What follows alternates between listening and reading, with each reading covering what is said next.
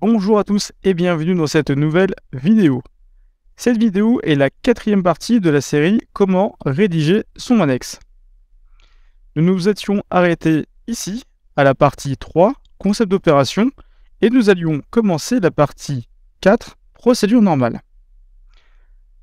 Si vous aimez mon travail, n'hésitez pas à vous abonner à ma chaîne, cela permet un meilleur référencement et valorise mon travail.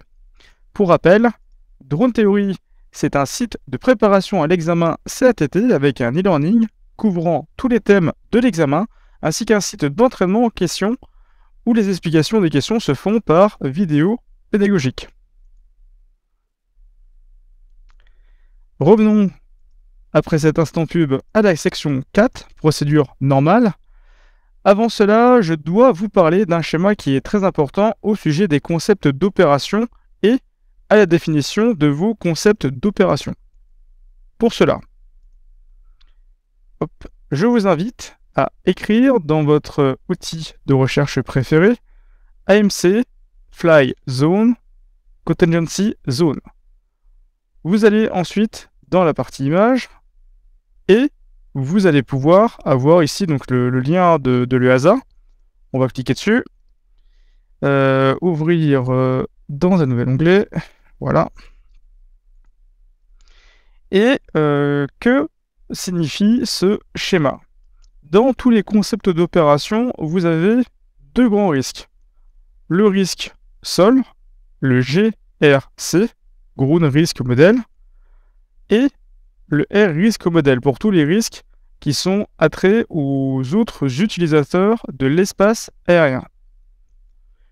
Pour chaque concept d'opération, vous allez devoir définir une géographie de vol.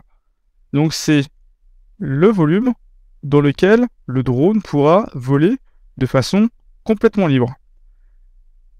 Donc en termes de définition, il faut définir les distances maximum par rapport à tel ou tel point. Ça peut être une ligne électrique, une route, une surface définie au sol. Également, en termes de distance horizontale, on parlait, pardon. Également, il faudra définir la hauteur de vol. Donc, bien sûr, si vous êtes dans la réglementation classique, il ne faudra pas dépasser les 120 mètres de haut. Autour de ça, vous allez générer et écrire les paramètres de votre zone volume de contingence. Alors, ce volume de contingence, ici, donc encore une fois, il faudra définir la distance par rapport au volume de vol de chaque côté et la hauteur maximum. Dans ce volume de contingence, le drone pourra aller à l'intérieur et il faudra du coup immédiatement appliquer une procédure de contingence. Comme exemple, faire revenir le drone rapidement dans la géographie de vol ou effectuer un RTH et différentes stratégies. Pour finir, vous devez également définir une zone tampon. Ici, vous avez donc par rapport au sol, c'est la Ground Risk Buffer, zone tampon. Également, encore une fois, côté espace aérien, côté risque air, vous devez également définir une distance de zone tampon. Donc là, sortie de la zone de contingence, du volume de contingence, ici, vous devez appliquer une procédure d'urgence, comme couper les moteurs, crash du drone. Sur les voleurs fixes, on pourrait imaginer une procédure de retour au sol via une spirale contrôlée, ou parachute, coupure des moteurs, buzzer et déclenchement des parachutes. Voilà, ce petit schéma, il est très important pour décrire, définir vos concepts d'opération. Ceci étant dit, on va pouvoir continuer. Dans les procédures normales de votre MANEX au format européen. Dans la partie 4.1, vous pouvez, je vais un peu zoomer, pardon. Vous pouvez définir donc la préparation et vérification avant mission, la météo, vérification matérielle, vérification de l'espace aérien, le schéma avant la mission avec un fond de carte pour définir la zone de vol, la zone d'intervention, la zone de contingence et la zone tampon. La définition des rôles de chacun, qui fait quoi, qui est télépilote, qui est opérateur, etc., etc. En 4.2, réalisation des vols. Vérification de l'obtention de toutes les autorisations et briefing avant chaque vol. En 4.3, le REX de l'opération, donc comment sont tracés les retours d'expérience, et en cas de problème, faire un CRESAG, fiche retour d'expérience à envoyer à l'EXAC, etc., etc. Donc comment, là aussi, comment vous faites et décrire comment est mis en place ce genre de procédure dans votre exploitation. Dans la section 5, procédure d'intervention. Pour reprendre sous le schéma, c'est lorsqu'on se trouve en fait ici, dans le volume d'intervention. Hop, on est ici. Donc 5.1, procédure d'intervention. Type de procédure. Alors peut-être que vous avez un géocaching, c'est-à-dire que vous avez mis une distance maximum et une hauteur maximum. À partir du moment où vous allez toucher celle-ci, le drone va soit s'arrêter, soit effectuer un retour to home. Ça dépend de la stratégie de chaque drone. Soit vous allez effectuer une correction de trajectoire, donc comme je le disais, c'est de revenir dans le volume de vol, ici. Ou soit faire un retour to home, je l'ai déjà dit, ou soit faire un posé d'urgence, là, directement, dans la zone d'intervention. Dans la zone de contingence. Zone de contingence et d'intervention, comment on peut le définir? Nous allons faire des procédures d'intervention dans la zone de contingence. Voilà comment exactement il faudra le dire. Et application des procédures d'intervention. Alors pour chaque cas, à partir de quand on va appliquer une procédure d'intervention. Donc cela peut être à l'intérieur, bien entendu, de la zone de contingence, mais également vous pouvez faire une procédure d'intervention à l'intérieur ici de la zone de vol. Rien ne l'empêche. Si vous avez perdu, par exemple, la référence avant-arrière de votre drone, ou si vous avez perdu la visibilité de votre drone alors que vous êtes en vol à vue, vous pouvez appliquer une procédure d'intervention comme un retour to home afin de récupérer votre drone en visuel et pourquoi pas le poser pour ensuite reprendre la mission. En section 6, les procédures d'urgence. Donc là, dans la 6.1, procédures d'urgence, quelles sont-elles?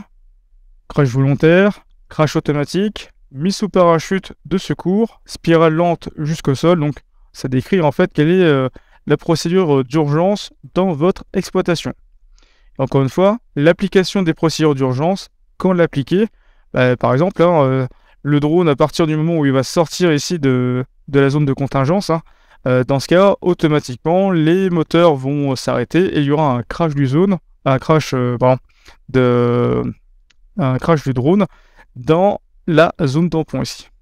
Donc là, en fait, encore une fois, je ne sais pas si je l'ai précisé, mais dans la zone de vol, bien entendu, selon ce que vous avez écrit en termes de concept d'opération, il doit y avoir personne dans la zone de vol.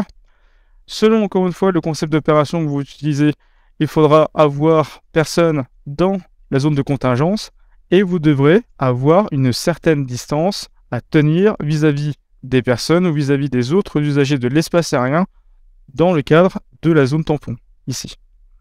Donc tout ça, c'est à définir, c'est à écrire et c'est vous qui faites votre propre recette, par exemple pour écrire une SORA et pour avoir une autorisation d'exploitation.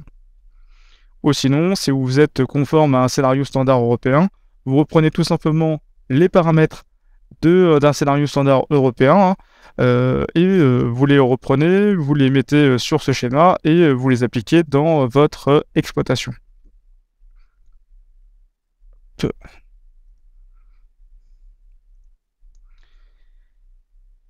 La section 7, le plan d'intervention d'urgence.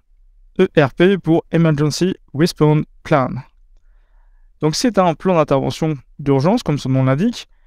À quoi il sert? Il sert à pouvoir mettre en place un certain nombre d'actions au cas où vous perdez le drone fait un flyaway, ou si vous avez par exemple une atteinte aux personnes ou aux biens lors d'un crash de drone.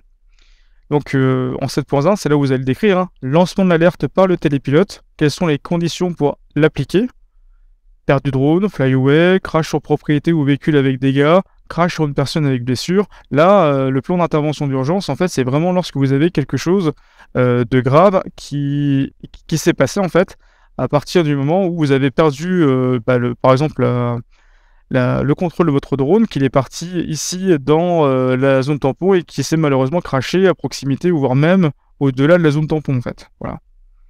Donc là, potentiellement, il est tombé sur des voitures, des personnes, etc. Donc, lancement de l'alerte par le télépilote. Quelles sont les conditions pour appliquer l'Emergency Response Plan, le plan d'intervention d'urgence? En 7.2, les actions à réaliser. Donc, si vous, par exemple, votre drone, vous étiez juste à proximité d'un aérodrome avec une CTR, le drone fait un fly-away en direction de l'aérodrome. Du coup, il faudra peut-être décrire dans la procédure du plan d'intervention d'urgence d'appeler la tour si elle est proche, avec, lorsqu'on a un protocole, c'est peut-être de prendre un véhicule pour effectuer une reconnaissance sur le dernier lieu connu, le dernier point en fait connu du drone.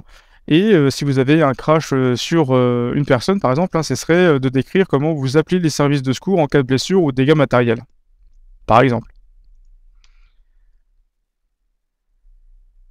En section 8, la gestion de la sécurité. Donc là, quelques généralités. Vous décrivez comment vous mettez en place votre système de gestion de la sécurité.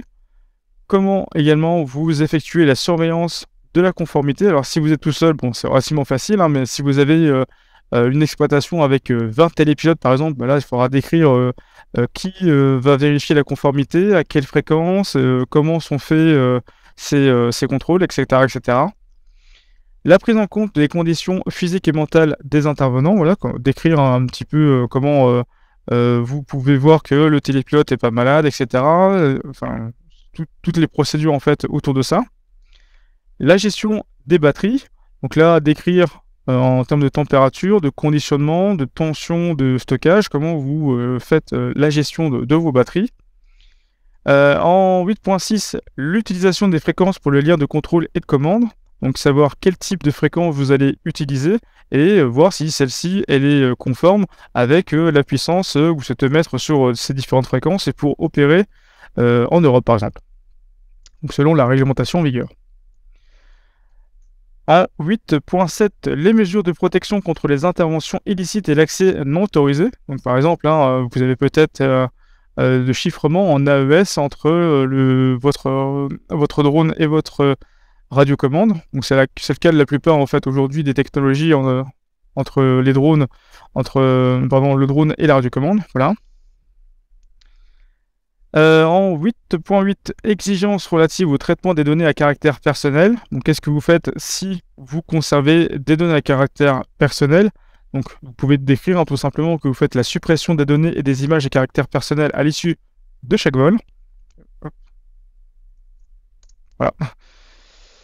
Voilà un peu ce que vous pouvez dire. Ou sinon, si vous gardez en fait des données à caractère personnel, c'est comment vous stockez ces données, combien de temps vous les gardez, etc., etc. C'est décrire en fait votre mode de gestion et de stockage. En section 9, la minimisation des nuisances et impacts environnementaux. Donc là-dedans, on va retrouver quelles sont vos actions de limitation du bruit. Tac. Et l'utilisation par exemple d'hélices particulières, par exemple.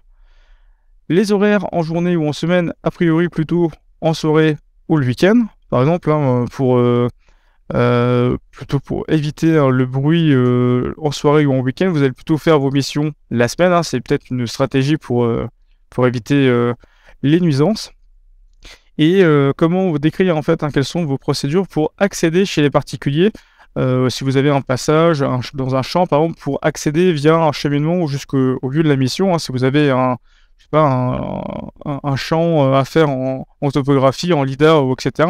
Le cheminement, vous devez peut-être passer par une propriété privée, par un champ avec une clôture. Donc, c'est d'écrire, par exemple, dans cette partie 9, quelles sont les modalités pour pouvoir accéder à tel ou tel endroit. Peut-être qu'il faudra à chaque fois contacter préalablement le propriétaire, lui faire une demande par mail. Ça, c'est encore une fois, c'est complètement libre. C'est vous qui allez mettre votre procédure à l'intérieur. Pour finir, la section 10, les procédures de compte-rendu d'événements. Donc, quel type d'événements sont remontés à la DSAC, c'est vous qui allez l'indiquer. Hein. Si vous faites remonter absolument tous les événements, ou si vous faites d'abord un tri, si vous avez votre propre système de gestion de la sécurité, votre SGS par exemple.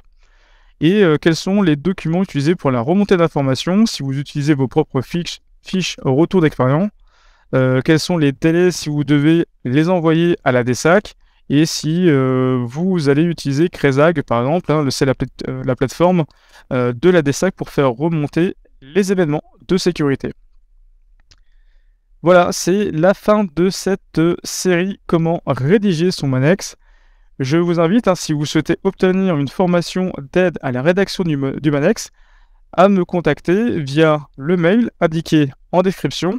Je répondrai avec un très grand plaisir et il y aura bientôt sur Drone Theory une formation en e-learning sur la rédaction du Manex. Je vous dis à bientôt et n'oubliez pas de vous abonner à ma chaîne.